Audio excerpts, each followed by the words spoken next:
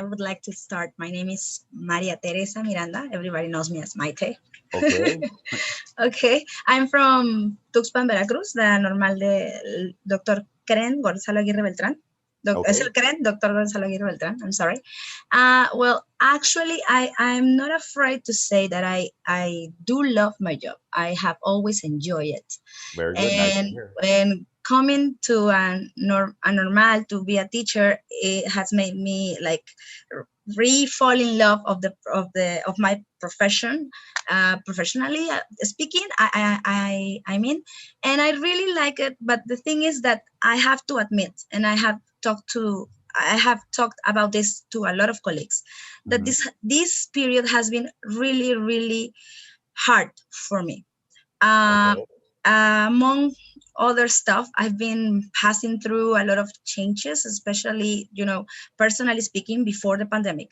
And then right now during the pandemic, being alone, being, clustered in your own house and whatever.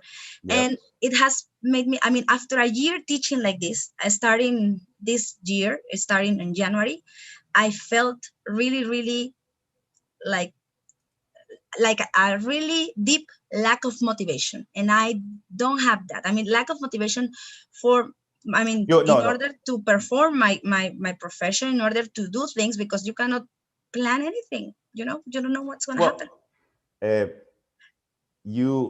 In this moment you feel a lack of motivation, something that doesn't typically happen to you, right? Is that what you're saying? Exactly. I feel like I'm already sick of this kind of of looking to a lot of like squares in my computer and just talking to them through the computer, or having connection problems like most of my students have. Thank you, Maria Teresa. I'm sure many of us share your feeling, your sentiments. I don't know if at some point, and I imagine this like when we, when we moved from steam combustion, from steam machinery, to oil and fuels, right? At some point, we have to understand that this is not a temporary situation, that we are here for the long run. Exactly. This is the new normality, This is a marathon. It's not a race. But kind of like, when you're waiting for somebody to come or to call, and then you're waiting and you're waiting and you're waiting and you're waiting. And at some point you say, you know what? He's not calling or she's not coming. And so you have to, and this is a mind change. Your frame of mind, it switches, it restructure, it's a restructure, because then you're like, okay, this is a long-term situation now, and I have to cope with this, and I have to understand that I'm going to live, under these conditions, and I think that this is something that we have failed to understand. So we're always like hoping and, and kind of like patching things up, exactly. Patching here and like missing. Putting fires away. Like yes, putting out fires. But you have to make some long-term planning. Like, okay, this is what's going to happen. My situation is going to be so. Thank you very much, Maria Teresa. I would like to hear somebody else, but you didn't tell us. Are you a winner, a loser, or you came out even? I think I'm definitely stronger. I think my students I try to motivate them as much as I can, and most of them say that I haven't lost my class dynamic, which is something that I like to do. All right. So I from what I hear, you came out winning a little bit, but yes, you came. I don't feel that well, but sometimes, but it happens. Okay, very good. I would like to hear somebody else. From Pendragon, Humberto Pendragon had his hand raised. So Humberto, perhaps you want to share with us your comments? Okay, Humberto, and then we'll go to teacher Eric really fast. Hi, everyone. First of all, it's good to be here with you.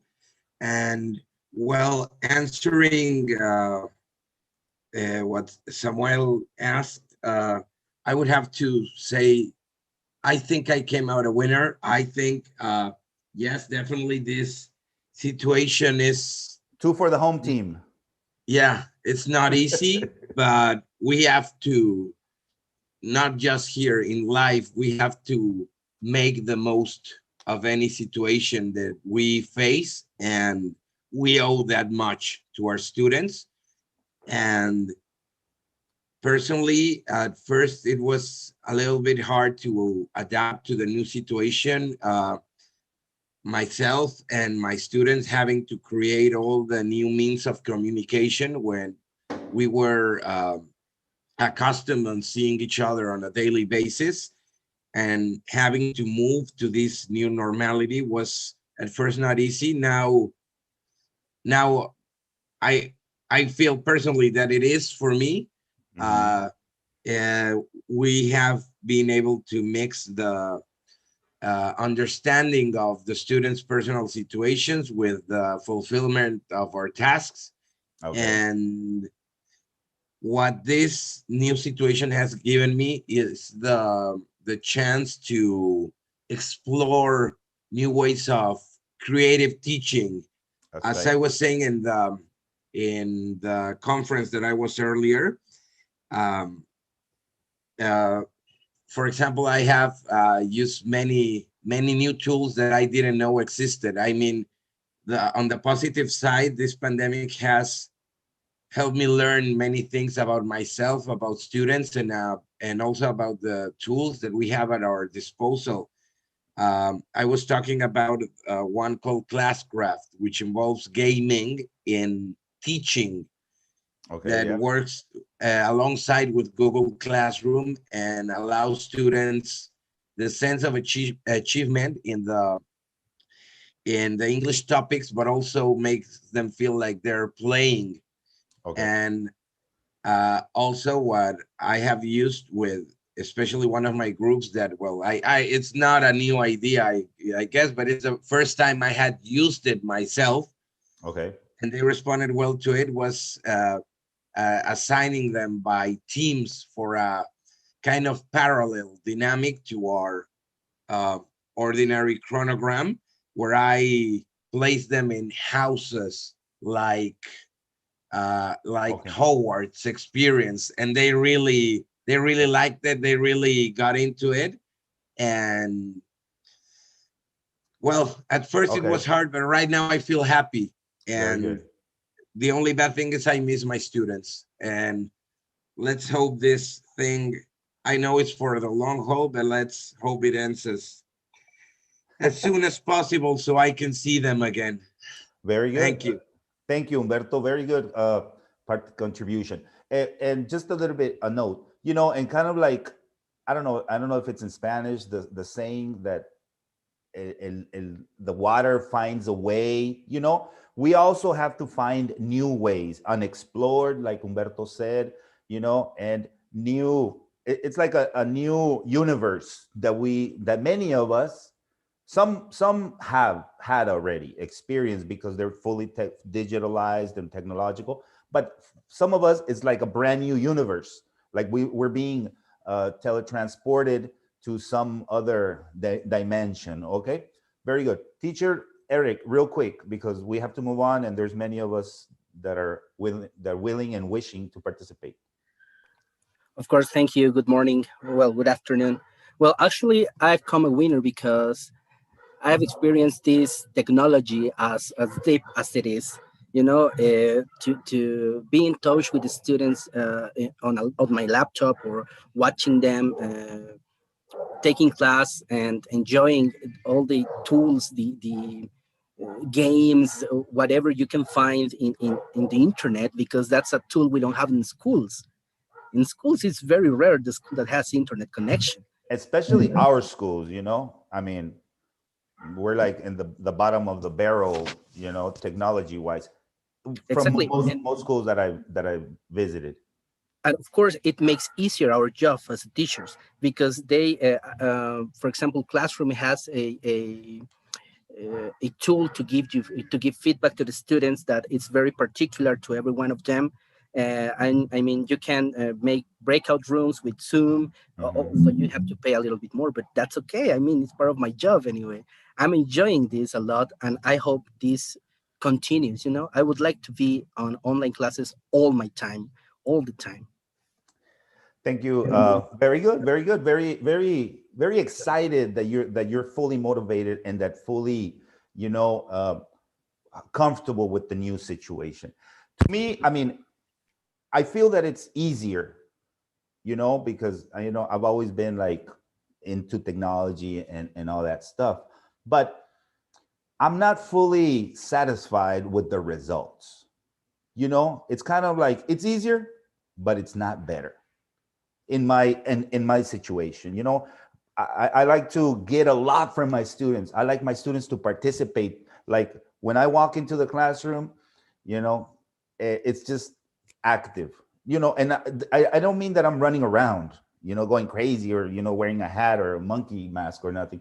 It's just that I'm always asking my students to participate, repeat, spell, repeat, fully, you know, modify the sentence. For example, I went to school, I went to the park, I went to the church, I went to church, I went to the mall, you know, just give me 5 sentences and just always make producing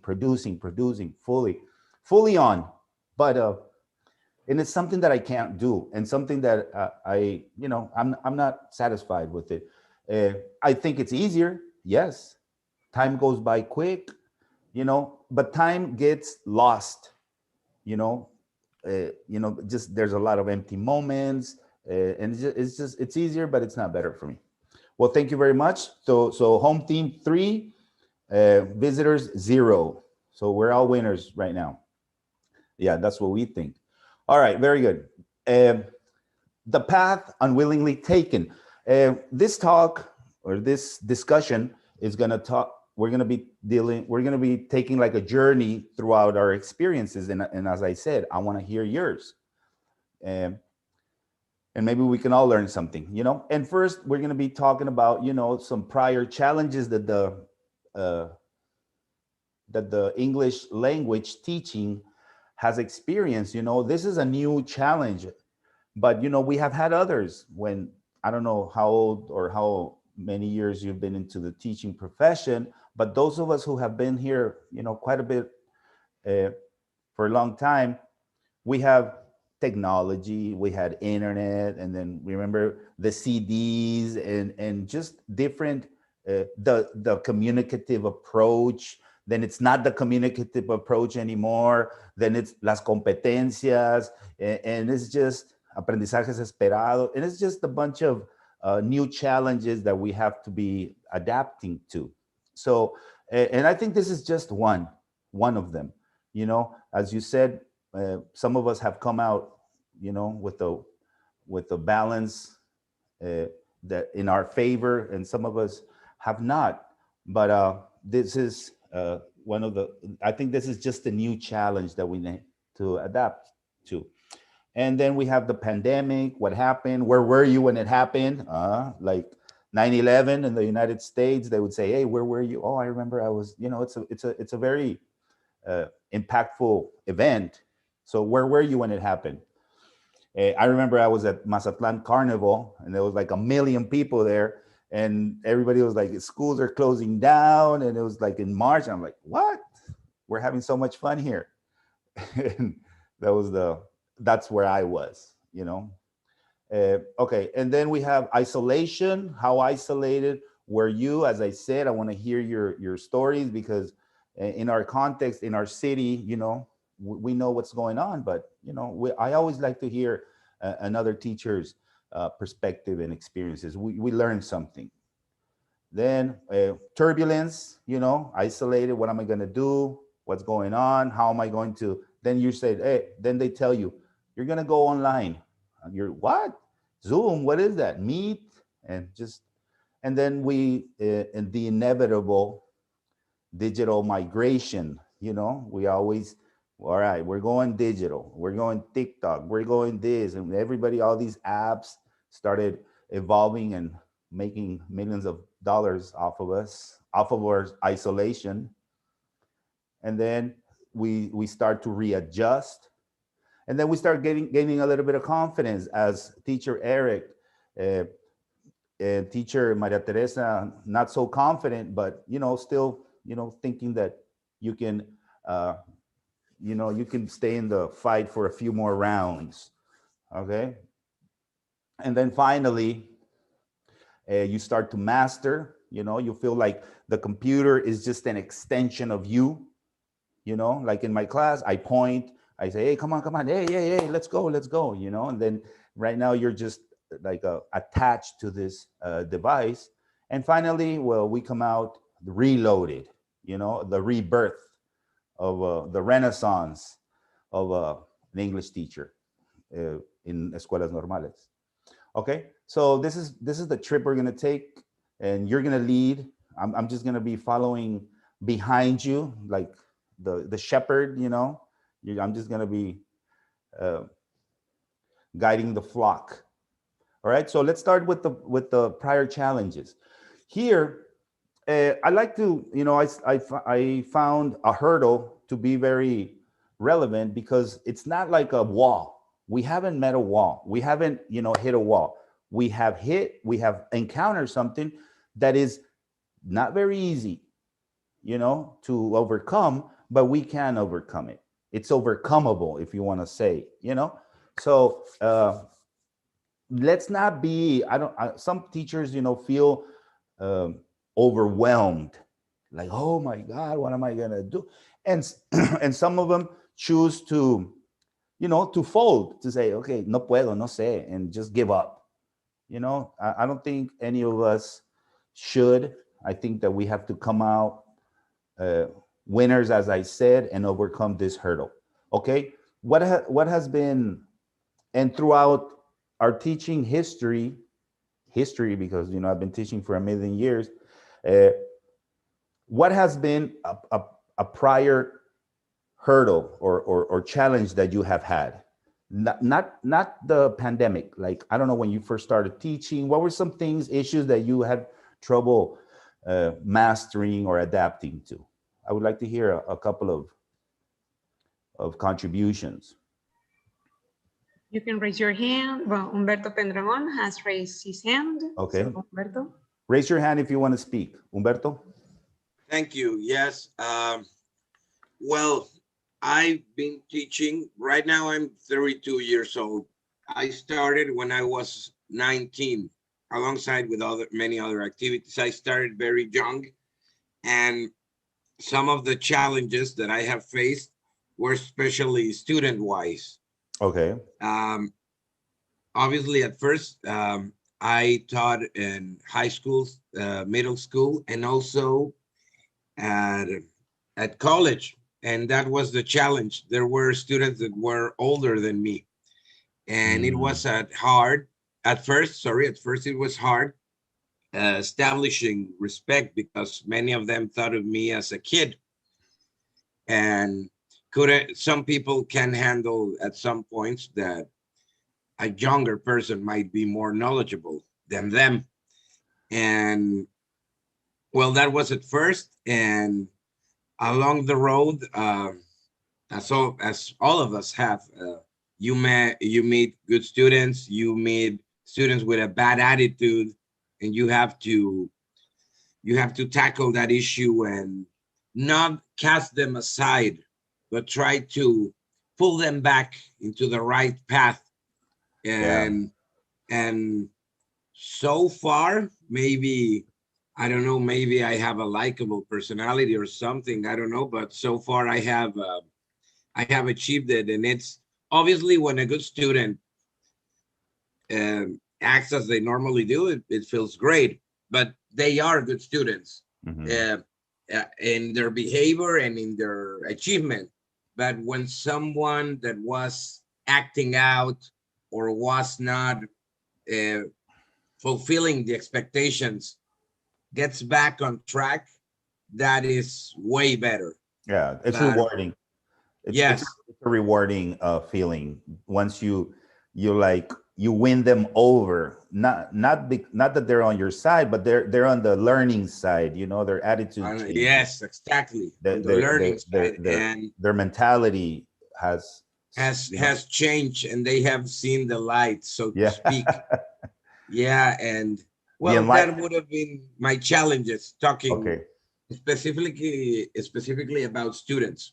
Very good. Thank you, Humberto. Yes, behavior wise, it's just um, a ton of issues that we have uh, encountered as English teachers, especially as English teachers, because we have another barrier to overcome, which is the language and communication barrier. How can you make students understand your mentality, a learning mentality? How can you, if you can't communicate with them, especially like very strict school policy that says no Spanish? You're like, okay, entiende, mira, but that's another barrier that we're like, our hands are tied at times because of that, our not being Yeah, able to fully communicate our wishes, our desires, our advice, our yeah, recommendations, and so on. yeah. Just to wrap up, I would say that you are absolutely right. And in that sense, depending on the level of the group I am working with, I can apply complete English or ease them into it. Because if I'm Yeah. working with the previous remains of a bad teacher, I cannot. Yeah, it has happened. Yeah, Yeah, sadly, it has sadly. happened. I cannot demand of them to speak complete English if they Yeah. haven't been taught properly. It would be like me trying to show off and trying just to fulfill my hours without conveying any language. Yeah, And I think you're right. also a thing that I have seen in Mexico, specifically in all my years of teaching and talking with colleagues and everything. I don't know why there's the sense that English and math are normally hated by students. And that surprises me because we all love English here, but we gotta admit it's probably the easiest language in the whole world. And I don't know why they see it so complicated. And Well, they hate it. You talk to students, they say normally, I hate math and English. And okay. you say why? Okay, I would thank you, Humberto. I would like to hear Eric, and then did somebody else raise their hand, and then Yes, they put it back Jacqueline. down? Okay. Jacqueline. We Uh, can go first with teacher Eric, and then Jacqueline had the hand raised. okay, thank you, Carmen. Yes, Eric, what's up with you? Okay, one of the biggest challenges I faced during this pandemic is attendance. People. Well, I'm actually teaching at the Escuela Nacional para Maestras de Jardines de Niños, Okay. and they transformed their lives. I mean, some of them got the virus, some of them got to quit. Well, they need to get jobs, Oh and yeah. different situations that actually I needed to think about a way so they can actually enter to the class and not put a barrier like, oh, you didn't enter to the class, you failed or whatever. you Yeah. know I decided, for example, to record the lessons so Mhm. they can watch them later, so they can organize their time. So it helped me a lot to be very empathic with them. Yes. It was like an opportunity to see that it is not necessary for the people to be right in the classroom, to be studying at the same time the others are learning, because they have different learning styles. They would even feel like stressed when talking to someone else, or when talking to a peer, or simply they don't want to learn English. That's the reality. People don't want to learn English. They just want to, okay, I need to pass this class, and that's all I want from it. And the motivation they have acquired, and the results I got when I started recording the lessons, is that all of them at their own times started giving or started doing the homeworks, started doing the final projects, started doing everything they can do, because they had the time to do it. Uh-huh. They were Yeah. not forced to, oh, you have to deliver it right now, or you have a week to deliver it. I mean, they have many activities to do. And if they have a chance to focus on English and give them a real part of their time for the willing to learn, that's something that was really helpful for me to solve that situation of attendance. All right. Very good. Thank you, Eric. You sound very motivated and very enthusiastic about your job, you know, and I'm really, it's really, how do you say, motivating for me, because many teachers, or some teachers I know, you know, are not so motivated. So it's really, you know, a fresh, you know, a fresh, it's really refreshing to hear you talk about it. And I think right before we go on to move on to Jacqueline, uh, I think one of the challenges that we faced here in COVID, during the COVID pandemic, is to really gauge, you know, to measure how much workload is it, how much workload can students do? How much workload are we supposed to assign? Nobody knows. The institution, our bosses, they don't know. And we're like, you know, estamos inventando. We're like, okay, some of them are with them for 4 hours online in Zoom, and some of them assign just, okay, do pages 3 and 5, and, you know, do a report, you know. So there's no real of the cognitive load that students can deal with, or they're supposed to deal with, in order to meet the learning requirements, because we have learning requirements. We have goals and objectives that we have to meet. So how can we get from point A to point B? You know, kind of like, ¿cuánta comida le doy al perro? You know, like, we have dogs in my house, and my wife, she takes care of them. And when she's like not home, or she goes on a trip or something, she's like, hey, dale comida al perro. And I'm like, pues, ¿cuánto le doy? O sea, do I feed him 3 times a day or once a day? How much can they eat? And not how much can they eat, but how much are they supposed to eat? You know. But anyways, that's another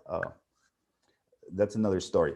Jacqueline, let's hear Jacqueline before we move on to the next slide, and then we'll hear from Carlota. Hi, everybody. So happy to hear from you all. I was thinking about my experience in teaching and how many times I have faced like these fears, or my students feeling afraid of doing the right thing the right way. And it's something I'm still dealing with. Like, there's nothing wrong in making things the wrong way. The only thing that can happen is that you can improve. With the thing of technology, it's been difficult for me, for students to actually open their worlds, open their cameras and let me in sometimes. Although we know each other from before the pandemic, it is still difficult for them to open their cameras and show who they are, what they have, how they live, how they can make mistakes and still survive. I'm still dealing with that. Helping them to feel more confident, to feel more willing to making mistakes and improving from them. They want to do the right thing the right way all the time. And if they don't, they block. And they say, I'm not good for this. I'm not good for this. So that's a challenge for me. To helping them that with me or without me is like with themselves, they can still learn from their own mistakes and become better learners, not only for English language, but become better teachers, because that's the life they are going to have, to be teachers, and they have to be reflective and learn from the experiences that they have. And it's difficult, but because I think they depend too much on what you have to tell them and what you have to tell to them, how you can help them. So that's been a challenge for me, having my students participate without the fear to making mistakes. Okay, thank you very much, Jacqueline. Very good. Yes, and you touched like a very sensitive fiber there, you know, that we all have come to see our students and to see ourselves under a different light. You know, when students go to my class, they are all wearing uniforms. They are all the same. And in their interactions, you know, how they live, you know, they interact with each other, they are the same. You know, there's no social, I mean, there's not real big social, economic, you know, differences. They're in the uniform, they're in the same school, they have the same goals in life, you know. But when we see them online, they're not at school. They're not, they can be wearing a uniform, but they're in a different place, which really accentuates their differences. Some of them have a laptop, some of them are printing stuff, some of them, you know, they have the iPhones and just they're on the Zoom session, they're in a different place using their data. Some of them cannot afford to. And they see themselves differently. And I think that we have to be very emphatic and empathetic with them in that sense. I haven't seen so much of myself in all my 46 years as much as I have seen in this last year. With all these Zoom sessions, I'm looking at myself every day, you know, for many hours, something that I had not normally done throughout my life. You know, you see yourself in the mirror and all right, let's go, you know. But I think it's a very serious impact that we have to understand. And we have to, as Jacqueline said, so precise, we have to feed them this confidence that it's okay, that it doesn't matter. You know, they make mistakes, they're at home using their mom's phone and their neighbor's Wi-Fi, doesn't matter. You know, that's just irrelevant for learning, you know. And I think that we are the agents of that normality, you know. Thank you. We're gonna move on to this slide, and Carlota, you know, you're gonna have to comment on the next slide. Okay, then, all right, we're the challenges, the pandemic, where were you when it happened? Okay. And then, all right, I'm gonna move on quick because we started talking about pandemic already a little bit, and we're gonna keep on talking. But isolation, you know, how did you feel? You know, keeping in mind your duties as a teacher, you know, and your inability to, you know, to go places, to physically be with your students. How did you feel with this isolation and deprivation from social contact? Carlota?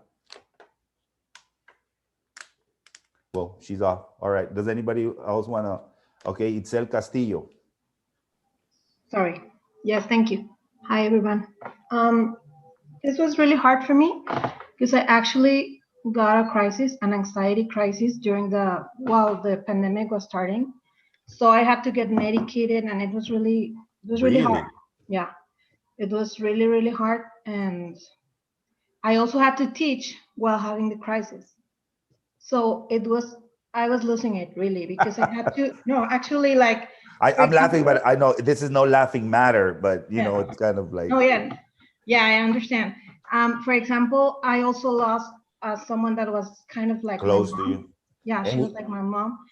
But I remember that I was teaching a Halloween class, and I was with a costume.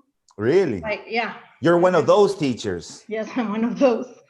But while I was teaching with my costume and doing like blah, like going crazy like a clown, I received a message from my cousin telling me that she had a heart attack, my relative.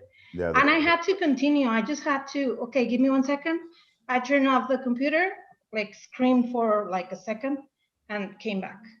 So it has been really, really hard, but it made me really strong because now I know that I can deal with really, really hard things and I can still be a teacher. So that showed me that I was like, because sometimes we're thinking like, I'm not a good teacher, I cannot handle the computer, I don't know about the technology or whatever. Mm-hmm. But that made me feel like, okay, you know what, maybe I don't know a lot about technology, but I'm a good teacher because I could handle myself into giving them like the best of me. Yeah. And show them, because I also talked to them about this, because for me, the emotional aspect in my classes it's really important. They are. I They are. talk to them because I told them, okay, it's okay because I know you're losing people. I know you're getting infected. I know you're getting anxiety and depression and everything. And I understand you. And it's okay to be like that. It's okay to feel like that. Just get help.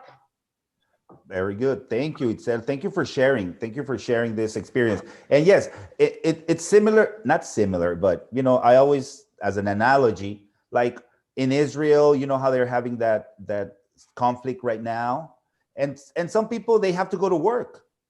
They have to go to work and they have to, you know, move on while their cities are being bombarded. You know, it's kind of like what we're going through, or our students.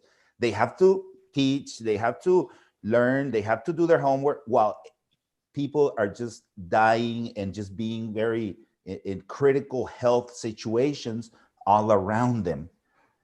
And you cannot stop to say, oh, to mourn, Itzel. I think that we need a mourning period, you know, once this is over, just like, you know, let's see what happened, you know, and just cry or whatever you guys do or I do. And just because we haven't had time to, because we have to work, and then there's economy situations, and, you know, some of us are you know, we have a secure job, so to speak, but other people don't. And it's just you know, stop and cry, or, you know, look for something that's going to feed your family. You know, it's a very drastic and dramatic situation. Carlota. Oh, yes. Well, I wanted to say something about the challenges, but that. Go ahead. Okay, well, the previous slide you showed was about previous challenges before, right, the COVID situation. Yes. Well, actually, as a formador de inglés, and one of the biggest challenge I faced was to teach to 60 students at once, because I previous my new job in Normales, I was teaching to university, and I was teaching in applied linguistics, and it was a very, very small, you know, like audience. Yeah. Por decirlo de alguna manera. Yeah. It was a new degree for the university, so it wasn't well known. So we had 8 to 10 students per class. So I was so happy teaching there, but my time was over, so I left. I retired, and then afterwards I applied for this job. And when I faced 60 students, you know, like, oh my God, that was a big challenge for me. Like a small stadium, right? Yes. And, you know, they are between 17 and 19 years old. They are pretty young. They are still teenagers, adolescents. And when I started my classes, I was expecting them to be quiet, you know, to follow what I said. And I was expecting to be the guide, and they, you know, like being part of their own learning. But I couldn't do it, because when I was working with them and I would ask them to form teams, they would talk about something else, and they would do something else. They would even, you know, turn on the cell phone with the music. And I was, okay, you are working in teams. You could play some music, but imagine if all the groups do that, we wouldn't listen what we're saying. So please turn it off. Yeah. And that kind of thing, it was a big problem for me. Okay. So I faced that. Did you come out a winner in that situation? Yeah, well, actually, the way I faced it was the or the game is still going on right now. No. Are you still playing? I know how to do it now. Okay, very good. At the very beginning, the first thing I did was to approach the students and try to be a friend, and them to understand that they were going that way. You know, you are going to be teachers, understand me, please be quiet. it wasn't so successful. Thank So you. the thing is that I followed what all the books say, you know, like established rules, taking the roles. The little manual, the little yeah, pamphlet. but I didn't want to apply it because they are in you know, like in college. Yeah. And I this book to follow the rules, take the roles, sit down, be quiet, do this, and I'm going to give you little prizes. I thought it was like for junior high school, but I didn't think that I could apply it to them because They work. they are in college, and I was teaching to college students in a different place, and they wouldn't need that, you know. So yeah, at the end I had to do that, you know, to be strict, to be to ask them to be punctual, to ask them to, you know, like to be like teenagers again, not to be like adults. Because in the other place I was teaching, I would tell them, please don't ask me to go to the bathroom, just go. Or sometimes they would go out and smoke and then return, and I wouldn't even take the role because they were 10. There was no use, and besides, they were interested in taking my classes. So it's different. It was a big challenge for me, but very good. yeah, I overcome this, and now I know how to do it.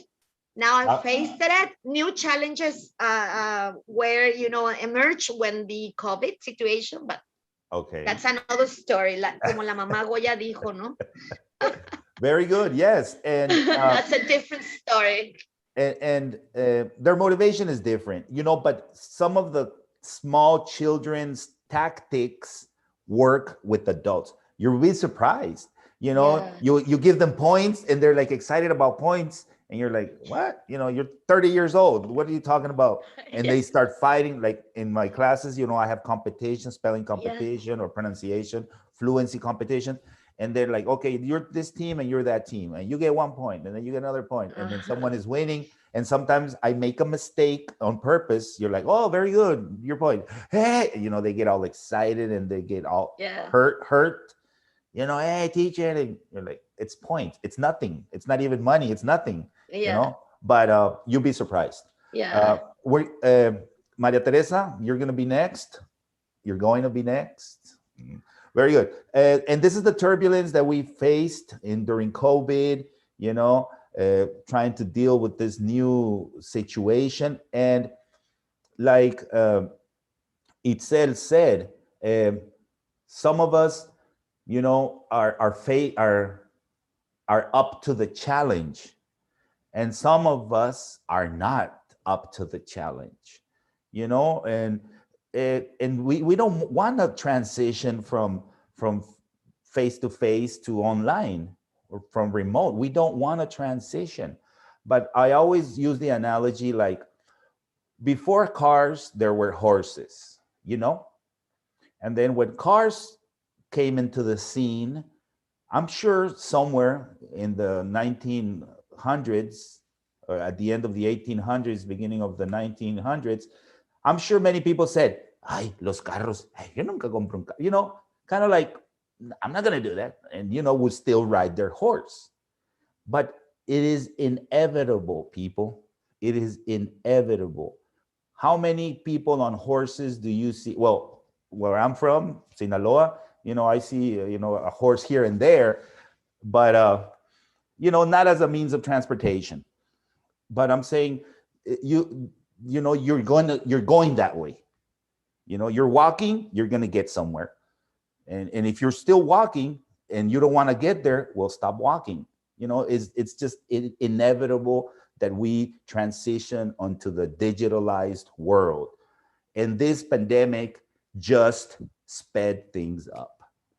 You know, what the time that a normal, you know, under normal situations would have taken us, you know, to get to this level of digitalized world would have taken 10 years or maybe 5 years.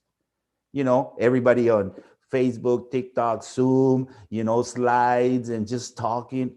It's like a 5 to 10 years, but it just sped things up, you know, in the most, I don't know, in the most evil way, you know. All right, very good.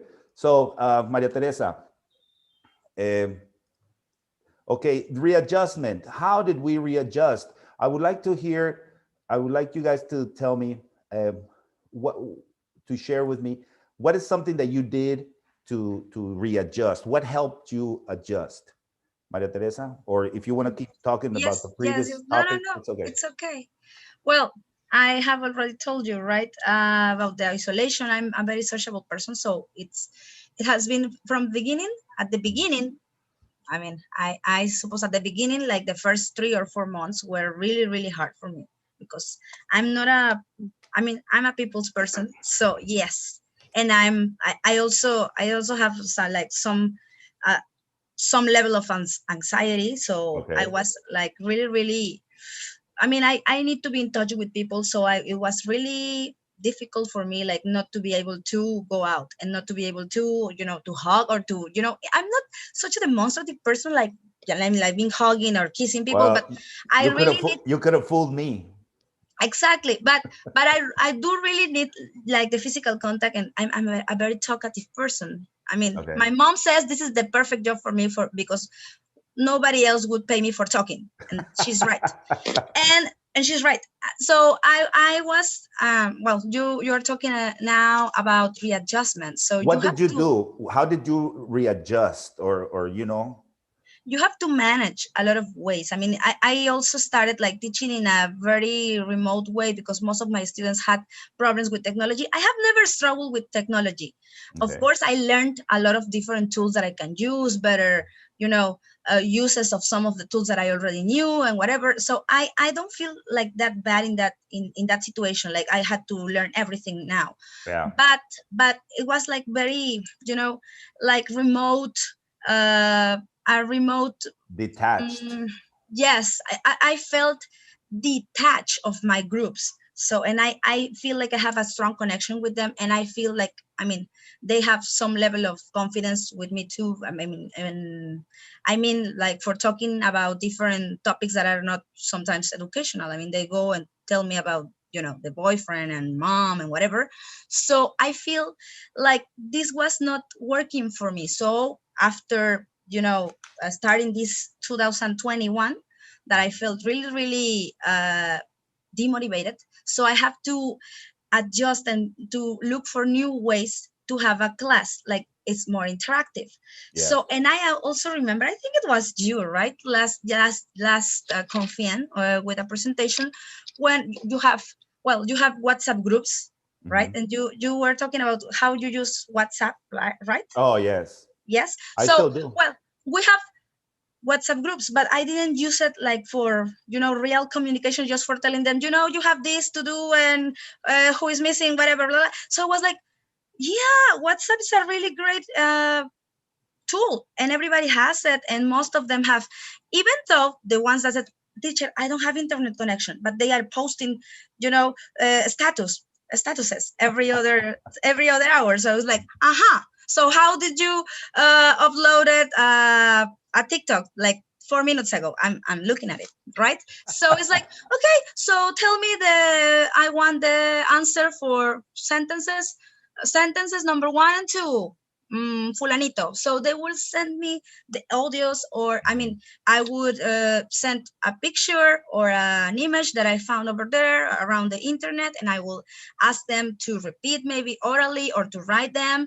I mean, or some other person would write the sentence and another student would repeat it and whatever. So it has been really interactive. I don't have to be grading in platforms, Classroom and whatever. And I think they have felt like more confident also. Yeah. Very good, Maria Teresa. And as you said, we have input. I'm sure you know, you understand what input is, but we also have output. We need to speak. We need to be heard. We need to be seen.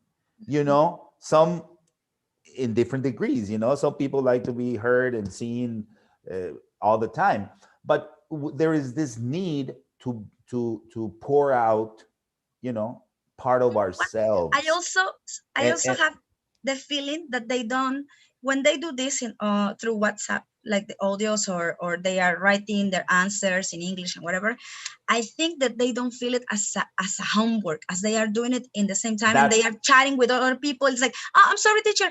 So they know that they have to be like online, or they have to be connected in WhatsApp with me during the class. Maybe sometimes I dismiss them 1 hour before, 30 minutes before the class is over, but they know they have to be there. So it's like, Samuel, please answer to number 1. Can you send me an audio with your answer? Or Eric, can you send me, the answer of, or write to me the answer of exercise number 2, whatever, you know, and they are interacting like that. Or can you ask this question on the page 74 to your classmate?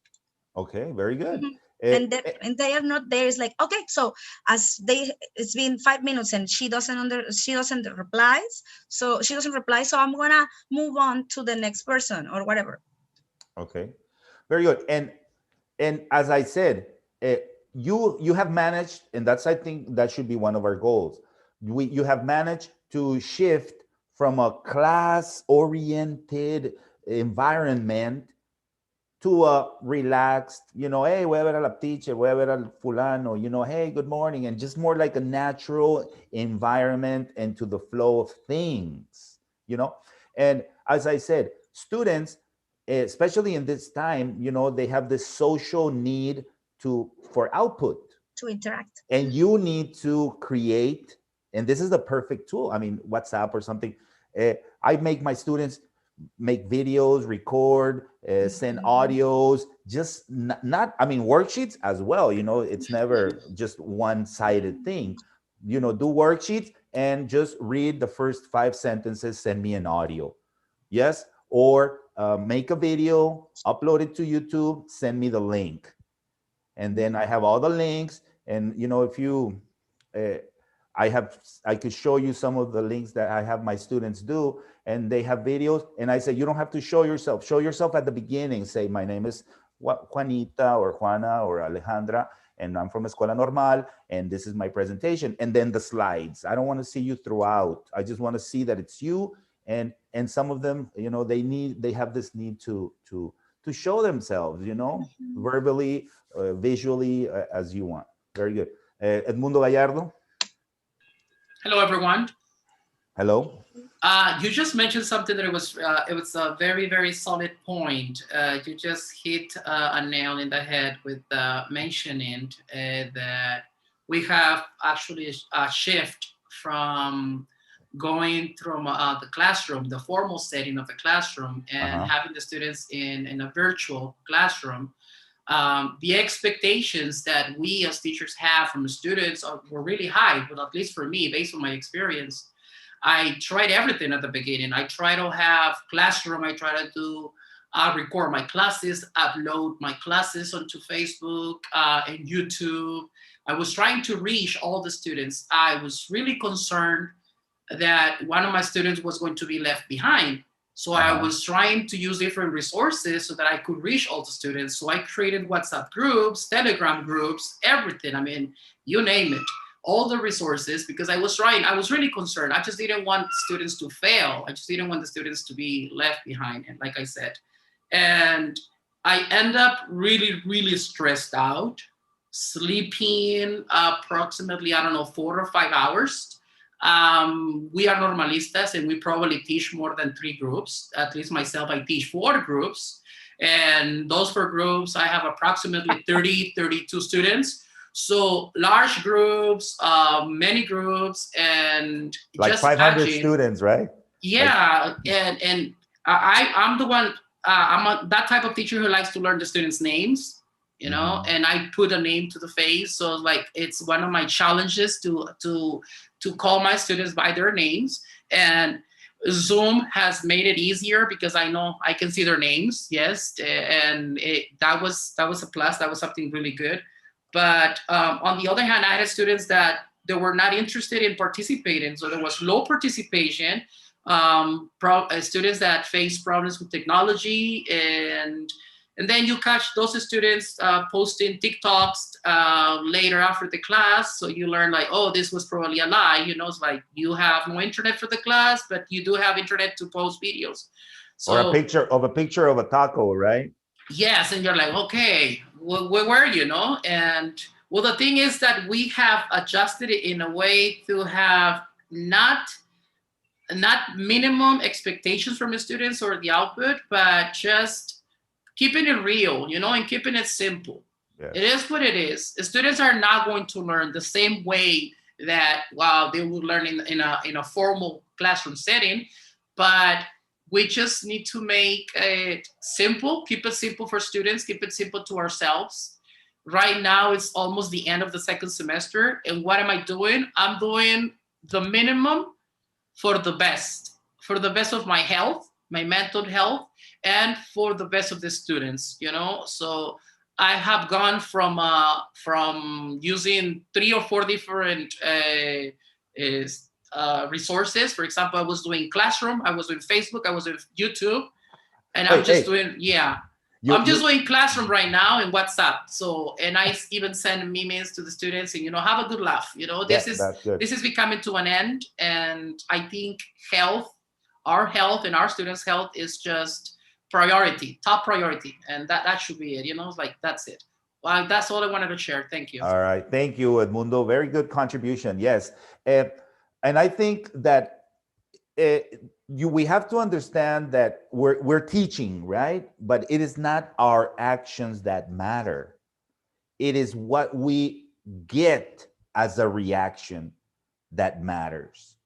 If we're not getting the right response from students, the right participations, the right oral production, the right verbal, written, or whatever, if we're not getting the right production from students, that's what, we need to rethink on what we're doing. You know, we're not dishing out plates in a restaurant. No, we are pushing buttons to get responses. Okay, are you pushing the right buttons? Some teachers don't care. They just push buttons. They go at 7 o'clock in the morning to class and they push buttons. Hagan esto, hagan lo otro, without even thinking how their students are reacting or how their students are advancing. You know, that's what you need to look. What are your students doing as a reaction to your stimulations? Okay? If they're not producing, if they're not growing, if they're not writing, reading, spelling, then if they're just doing homework, you know, just like mechanically, then it's paperwork.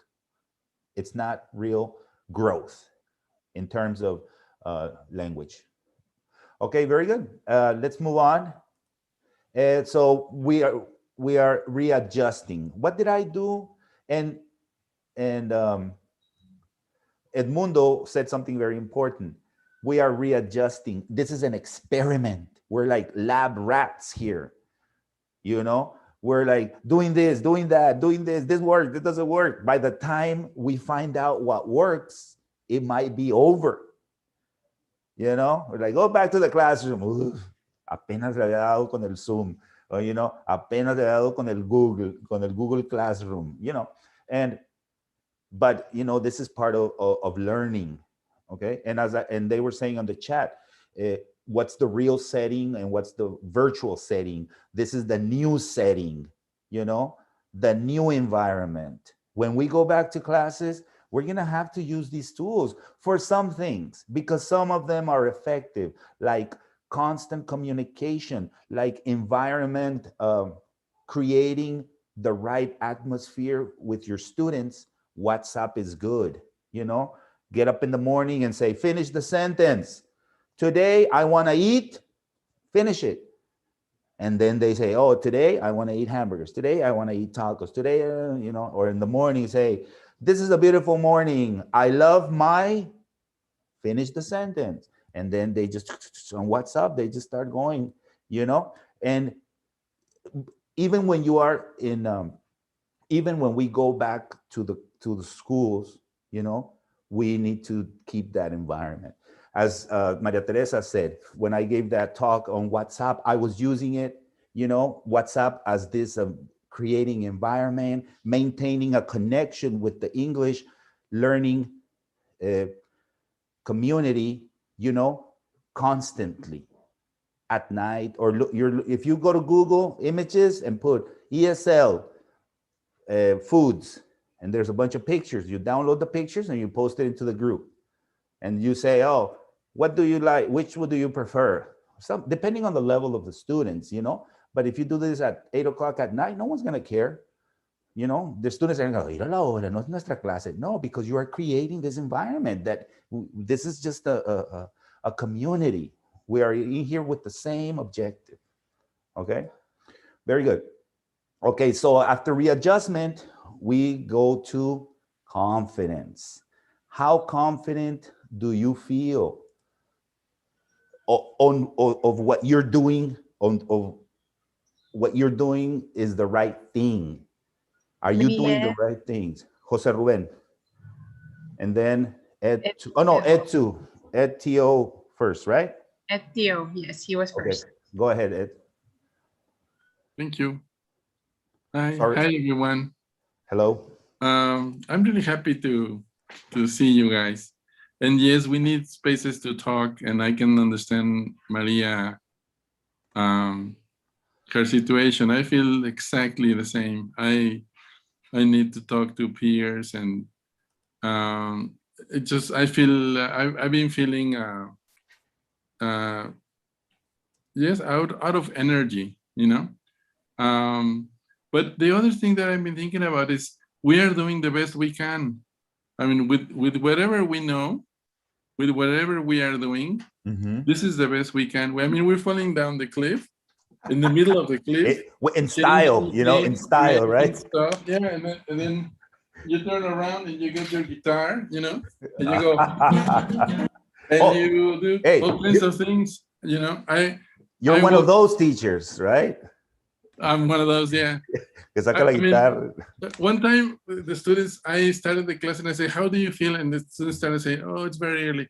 I'm teaching Mondays at 7:30 in the morning. So I'm like, okay, so let's take the class, run around your place, run around your seat, you know? I'm going like that. We're doing the best we can. This is a crisis situation. The crisis expects the best of us. Yeah. And we are doing it. We are doing it. Yeah, we need our friends. We need this. This is something that we are gaining. Maybe we don't understand it quite well just now, but this is something that we are doing. We should keep in touch. We should keep on doing these things more often. Okay. I don't know how, but that's something they have to write down somewhere there. Okay. But we are winning. We are winners. We are survivors. You know. So from what I hear, you are very confident. I am confident. Yes. Okay. So. Because I just saw my students in their practice with groups of, supposedly groups of 20, working with 5 students, but every student turns in their work and they answer properly and they learn things. And maybe they don't learn all the things. We don't ever learn all the things. We learn as much as we can. We teach as much as we can. And that's what we're doing in this crisis situation. Very good. So I'm confident. Very good.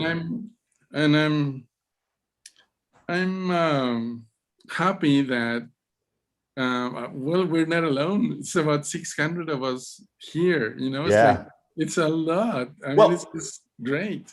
Yeah, we're not alone, but sometimes, but not all of us care as much. You know, and it's unfortunately, you know. No, but not all of us care to find out if what we're doing is the right thing. You know, we just do it because we do it. You know, we don't stop to think, okay, what am I doing? I mean, is it working? Is it not working? Eduardo, he's very confident he's doing the right thing. Very good. Thank you, Eduardo. Next time, please play something for us. All right. Hey, hey, play something for us, Jeremy Harmer. Jose Ruben. Because he always like sings and has the guitar. Jose Ruben. I see. Okay, well, first of all, I'm very happy to be here with you today. Well, from my point of view on the path that we're taking, willingly or unwillingly, I think that we're on the right path, even though we were pushed to it. I was like, it's like you just, or we all together were just pushed through a situation that was totally unadverted. And like you said, we had to just adjust our teaching strategies for what is coming. And at first, my experience was like, okay, yeah, they said like it's 2 weeks, and those 2 weeks became. Remember that they said that. Like, so at first, I felt so desperate. I like, what am I doing? How naive. I mean, you start working and doing whatsoever. Started adjusting my classes, and I think that I've advanced with the technologies. I've always been fairly good at technology, so it wasn't such a big problem. But still, to adjust your knowledge in a new way, it's something difficult usually, right? So in this case, like they said, well, we're survivors, but not to survive is not just to just be there and do it. I mean, like you said, we should be winners. We're survivors, and we are promoters of change.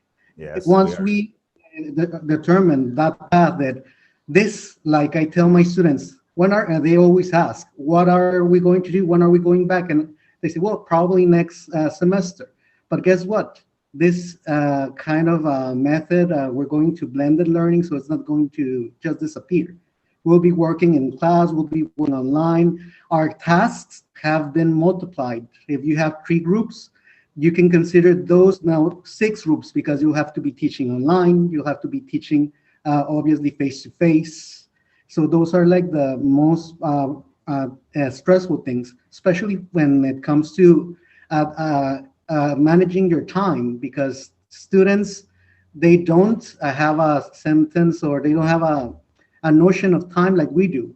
When we were in class, face-to-face, we just turn off our class as soon as it was over. And after that, if you have any doubts, you have my schedule. I'll be in this place in my cubicle, so you can go there. Now you're receiving messages throughout the day, even throughout the night, late night. And I think that's been the biggest challenge, that you're doubling your efforts.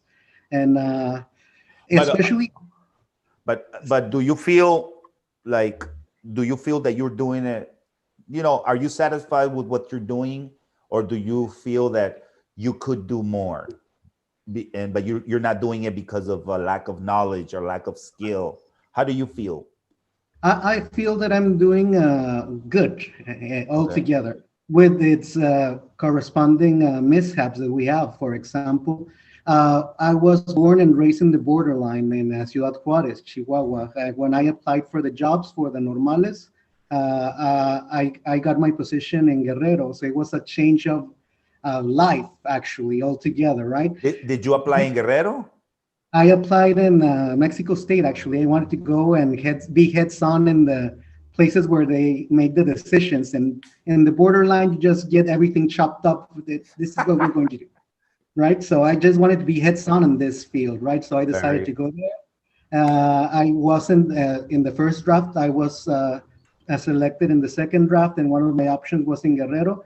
I was sent to a small town called Arcelia. It doesn't have a shopping center, movie theater. It was a big cultural change, but with all the good thing that you wanted to be where the decisions were made. And then anyways, I have been sent to this kind of decision maker. So I think it was at the end a good. It's a good way, change of pace, try to relax and everything. So the main challenge is like the change of attitude. The connectivity in our state is not as good as we should have, or we think that we should have. So it's not having just like the classroom classes, but the WhatsApp and any other field that we have, like even phone calls whatsoever.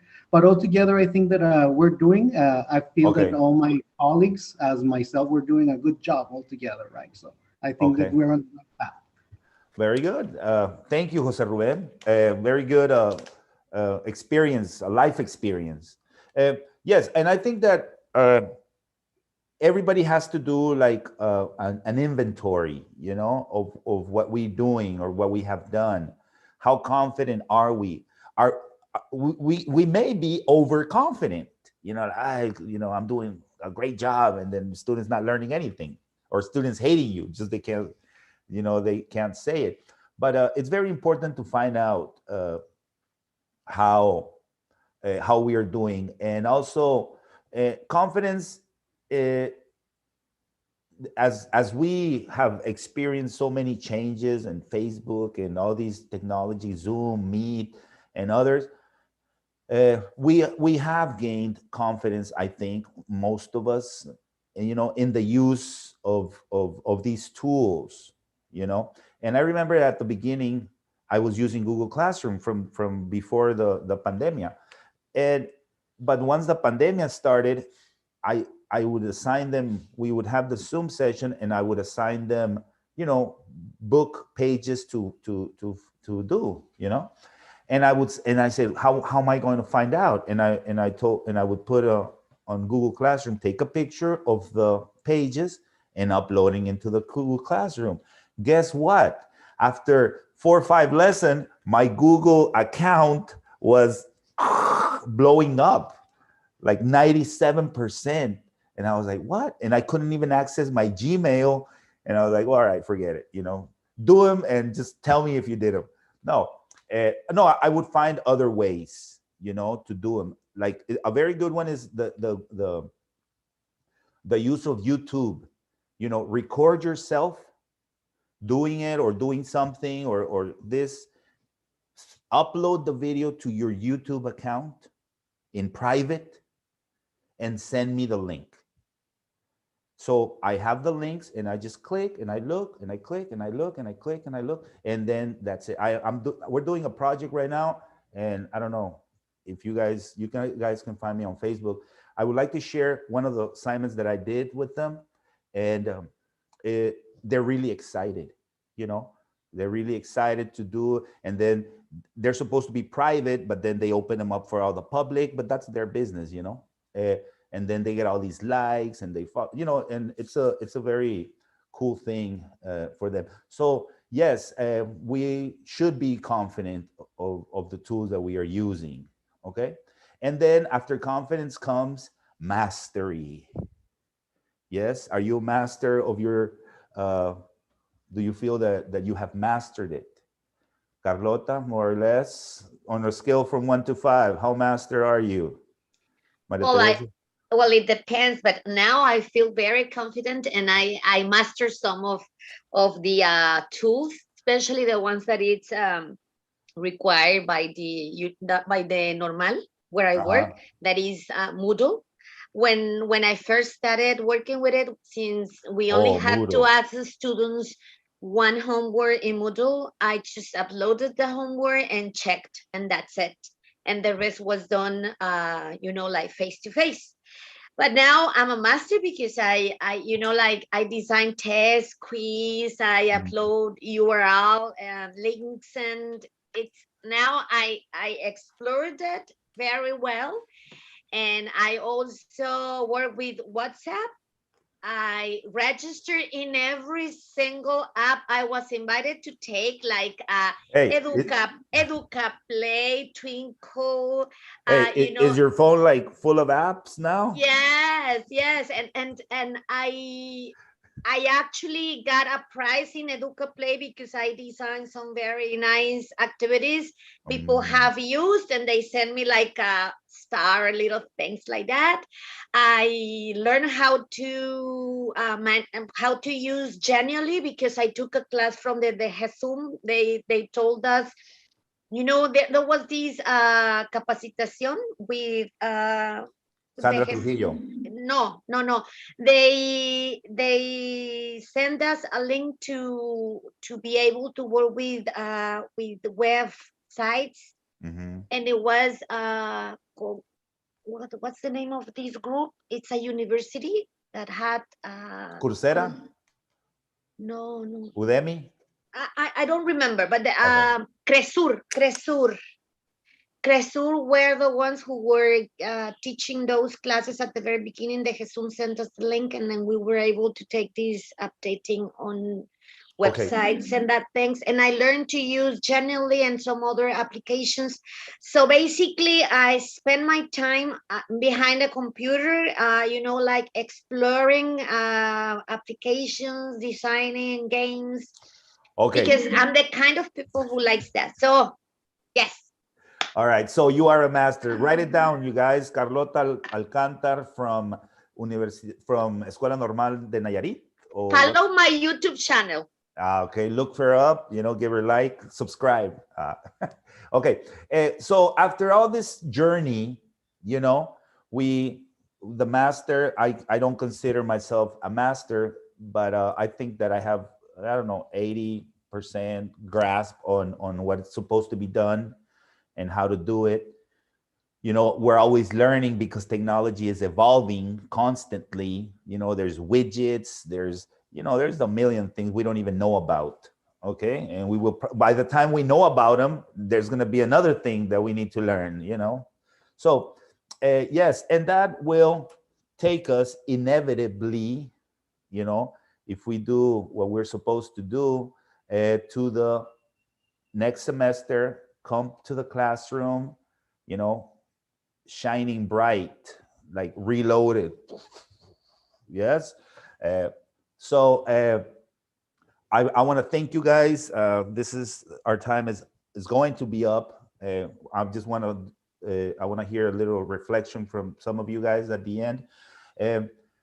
Yes, and we still have a month or some weeks to go. There's still time. Get in touch with the right people or with the people that you think have knowledge of these apps, of new tools. Experiment, try and fail, try, fail, try, fail, try, and succeed. I think that, as I said, I have a good grasp of the tools that I need to use and that I am using. My students, from my point of view, I think they're satisfied with what they're doing and with the education that they're receiving. But I'm not fully reloaded yet, but I will be in a month. Okay. Yeah. Yes. All right. I want to hear Irina. Are you from Mexico? I know Irina, but I'm not sure if my microphone works. It is. Oh, thanks God. Bad news. Are you reloaded? Are you a reloaded public. teacher? I just like to take advantage of the group therapy out there and raise another issue. Okay. Well, in the semester A of 2020, I had 5 groups. So somehow I could manage with 200 students.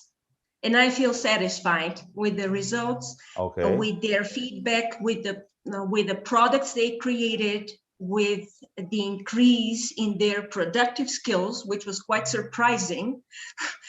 In fact, it turned out that they paid more attention to the English class online compared to the institution, where they had multiple projects, commitments, participations, cultural events, practices. And since I was one of the few teachers who could handle things online, they were paying attention to my class. So it was, I learned a lot. I felt frustrated, but at the same time, I thought that I've always tried to communicate that we should be ready for challenges, break the status quo, look for a new paradigm. So now take it. But in the end, this is the thing I'd love to mention, and I feel, how can I say, I owe to share this. I could manage 200 students online, but I lost connection with my $2. And they were in the next room. And they were in the sofa, right? Yes. They were next door, and I wasn't communicating with them, and I lost track of their progress. Yes. So always there's something to win and something to lose, and it's a matter of balance. Yes. Thank you, Irina. Very good reflection. And I think that for some teachers like yourself, as I hear, and maybe Carmen and Carlota, and some teachers who were, technologically